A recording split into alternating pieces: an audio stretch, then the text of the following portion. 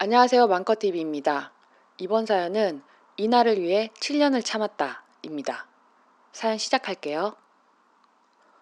결혼 8년 차, 23 어린 나이에 결혼해서 그리 늙지도 않은 시어머니 신우에게 결혼하면서부터 받은 스트레스, 시집살이 아닌 시집살이, 가운데서 실드 못 치고 그저 우리 누나, 우리 엄마 하는 신랑 덕에 아이가 잠들면 혼자 크게 음악을 듣는 게 내 스트레스를 푸는 유일한 일이었고 낙이었습니다.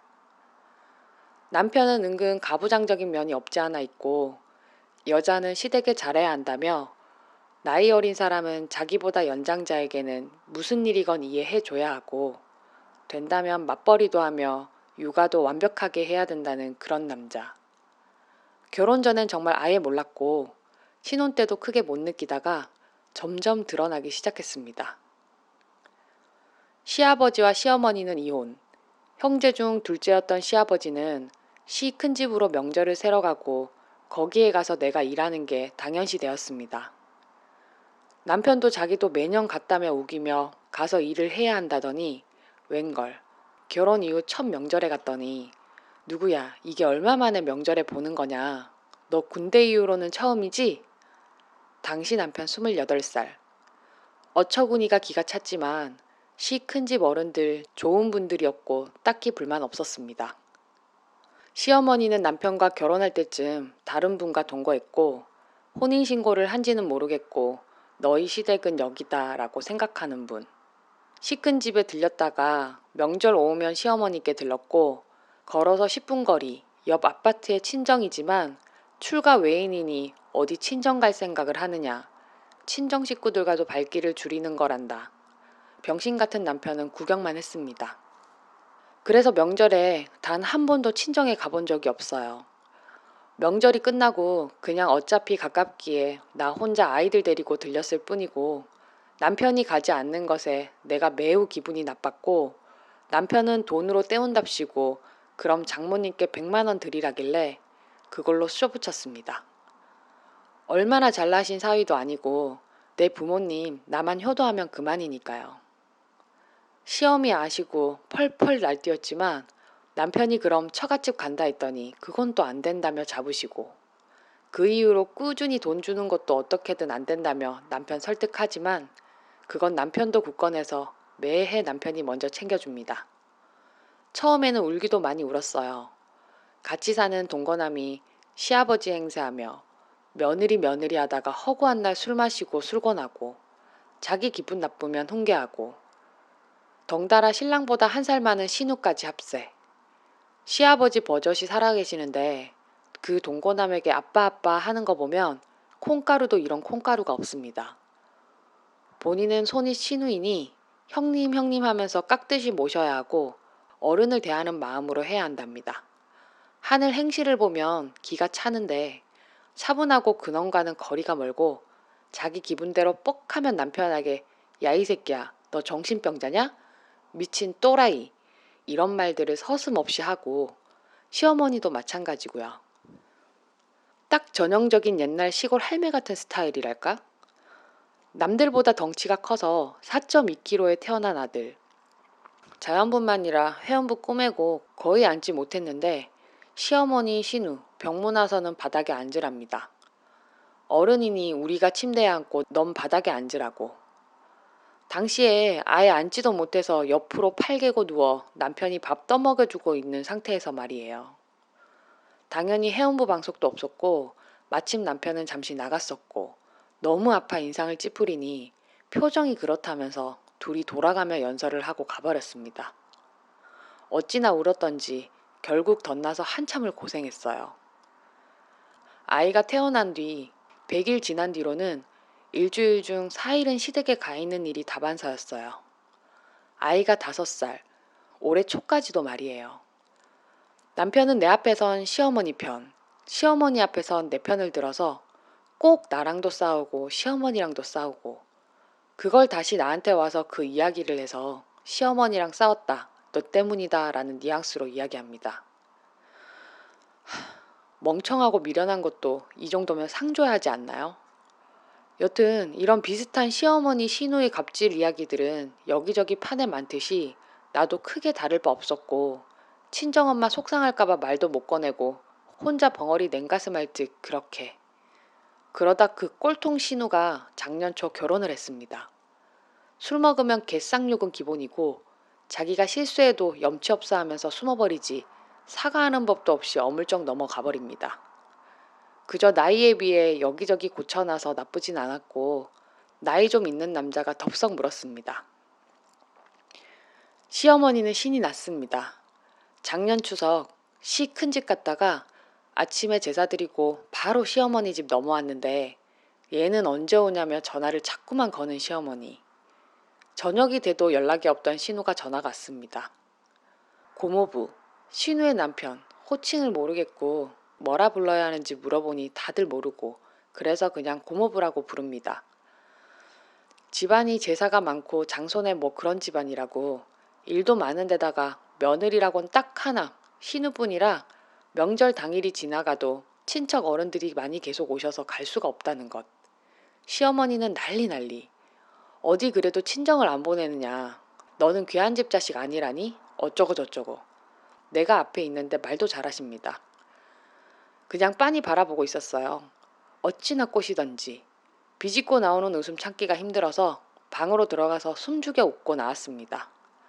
결국 추석 명절이 다 지나도록 신우는 오지 못했고 올해 설날도 마찬가지였어요.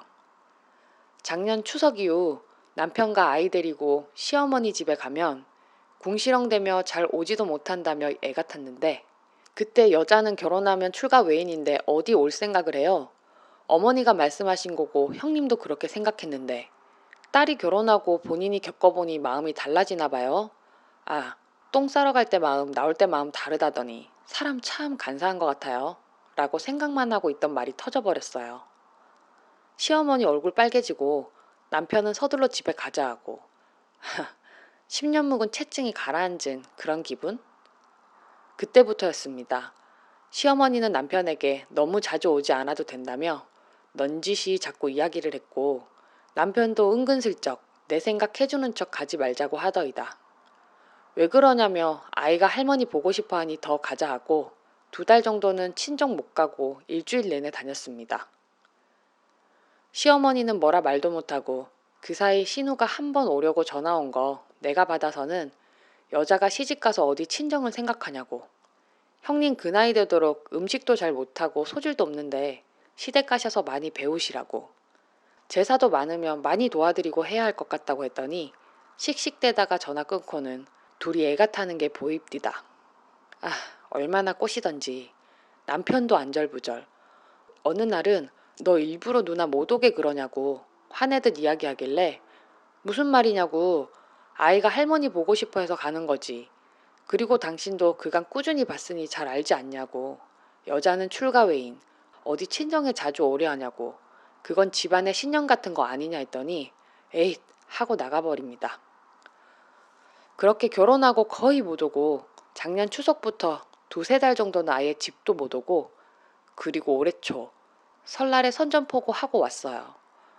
앞으로 명절에 남편만 올 거고 아이도 올 일 없고 저도 안 오겠다고. 시어머니 얼굴이 울그락불그락. 남편도 벙쪄서 나만 바라보고 그래도 그건 아니라며 남편이 먼저 이야기하기에 그러냐고 그럼 어머니 같이 사시겠냐 했습니다. 아저씨까지 잘 모시고 살라니까 같이 살자고. 출가 외인은 시어른 모시고 사는 거 아니겠냐고 했더니 아니다며 같이 사는 건 불편하고 자기는 자기 식구 아니면 불편해서 못 산다고 거절하대요. 그럼 나는 안 오겠다 했더니만 지방교육이 어쩌고 저쩌고 궁시렁대는 거 등 돌리고 그냥 집에 왔습니다. 이후 둘째 낳았는데 보러 오시지도 않으시고 신우 애 낳았다길래 친언니한테 같이 가자 해서 가서는 똑같이 바닥에 앉혔어요. 친언니 나이가 신우보다 더 많으니까요. 신우는 회원부 방석이 있어서 거기 앉긴 했는데 그래도 힘든지 비스듬히 앉아있길래 형님 반드시 앉으세요. 윗사람 계신데 예의가 아니에요.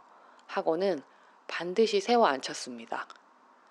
나중에 시어머니가 남편한테 지랄지랄 전화가 왔는데 남편이 저도 그때 그래서 얼마나 고생한 줄 아냐며 뭐라고 하고 나한테도 뭐라 하지만 근데 기분 너무 좋은 걸 어쩝니까?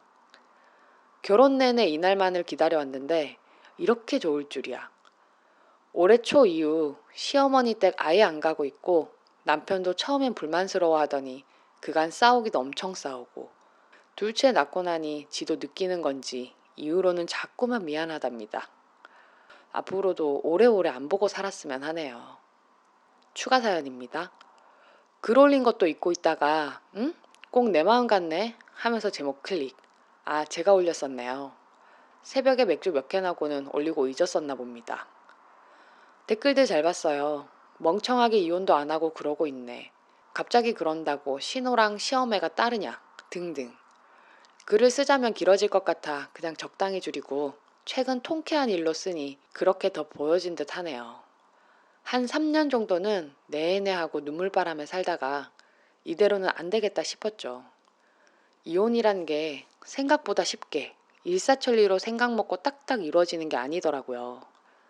아이 태어나고 얼마 있다가 이혼 요구하고 법원 가서 신청하니 아이가 있어서 3개월 유예기간 같은 게 있더라고요. 그 3개월 동안 참 많이 생각했던 것 같네요. 아이도 점점 더 사람다워지고 배밀이하고 뒤집고 하니 그래도 아이 아빠가 필요하지 싶어지는 거고 남편도 내가 더 잘할게 하게 되니 최종 일자에 나가지 않고 그냥 일종의 해프닝 같은 걸로 하지만 서로 마음을 다치게 되는 그런 계기가 되었네요. 그 뒤로 슬슬 말대답하기 시작하고 아이 있는데 신우가 욕하면 형님 하고 꽥 소리 지르고 그랬습니다. 아, 물론 처음엔 신우 시모 저더러 미쳤냐며 뭐라 하는데 남편은 그냥 아무 말 없이 있으니 넌 무슨 말 좀 해보라며 얘가 지금 이게 무슨 경우냐 그러고 저는 미친 척하고 집에 가버리거나 그랬거든요. 그렇게 하고 나면 사과를 해라 호닥거리며 뛰어대고 가서는 아, 제가 요즘 기분이 왔다 갔다 해요. 이해해 주세요 했었죠. 나중엔 시어머니 스트레스 받아 하시고 한숨 쉬시고 그랬네요. 전 그냥 미친 여자 코스프레 또 정상적으로 있다가 뭐 그랬어요.